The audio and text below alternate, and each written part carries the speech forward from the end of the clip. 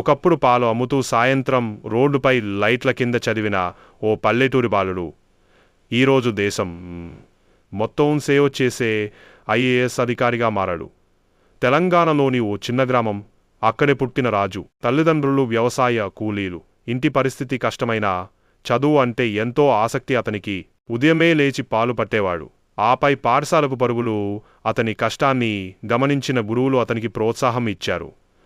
10వ తరగతిలో జిల్లా టాపరైన రాజు ఇంటర్ డిగ్రీ కూడా ప్రభుత్వ విద్యాసంస్థల్లోనే పూర్తి చేశాడు. ఒకరోజు వార్తాపత్రికలో ఐఏఎస్ ఆఫీసర్ గురించి చదివిన రాజు అప్పటి నుండి అదే కల. చిన్న రూమ్, పాత పుస్తకాలు, ఓ ఉత్సాహం. ఇదే ఆయుధాలు.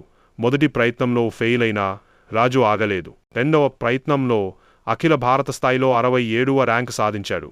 ఒకప్పుడు ఎవరికీ తెలియని గ్రామం పేరు ఇప్పుడు ఐఏఎస్ అధికారిగా రాజు విన్నప్పుడే గుర్తొస్తుంది. కష్టం చేస్తే కలలు నిజమవుతాయి. ఇప్పటికీ ఆయన చెప్పే మాట, మీ పరిస్థితులు కాదు, మీ పట్టుదలే మీ భవిష్యత్తును నిర్ణయిస్తుంది. ఇలాంటివి ఇంకా తెలుసుకోవాలంటే మా ఛానల్ని సబ్స్క్రైబ్ చేయండి. మీలోనూ ఓ ఐఏఎస్ దాగి ఉండవచ్చు.